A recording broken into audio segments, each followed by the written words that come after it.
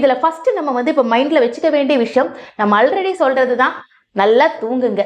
So நல்லா தூங்கினாலே உங்கள் ஸ்கின்னுக்கு ஒரு பாலிஷ் ஏற்படும். அந்த உங்கள் ஸ்கின்ல இருக்கிற எல்லா பிம்பிள்ஸ் எல்லா ப்ராப்ளம்ஸும் வந்து ஒரு 60% வந்து க்யூர் ஆகிடும். செகண்ட் திங் பார்த்தீங்கன்னா, கீப் யூ ஹைட்ரேட்டட். ஸோ வந்து நிறைய தண்ணி குடிக்கணுங்க. ஆக்சுவலி வந்து நம்மளோட ஸ்கின் வந்து நல்ல க்ளோவாக இருக்கணும், நல்லா ஷைனிங்காக இருக்கணும், நல்லா வந்து எப்போவுமே யூத்ஃபுல்லாக இருக்கணும் அப்படின்னா எல்லாருமே சொல்கிற ஒரு பேசிக் டிப்ஸ் என்னென்னா நம்ம வந்து நிறைய வந்து தண்ணி குடிக்கணும். ஆனால் நான் என்ன சொல்கிறேன் அப்படின்னா, நிறைய அப்படிங்கிற விஷயத்தை தாண்டி தேவையான அளவுக்கு கண்டிப்பாக நம்ம தண்ணி குடிச்சே ஆகணும்.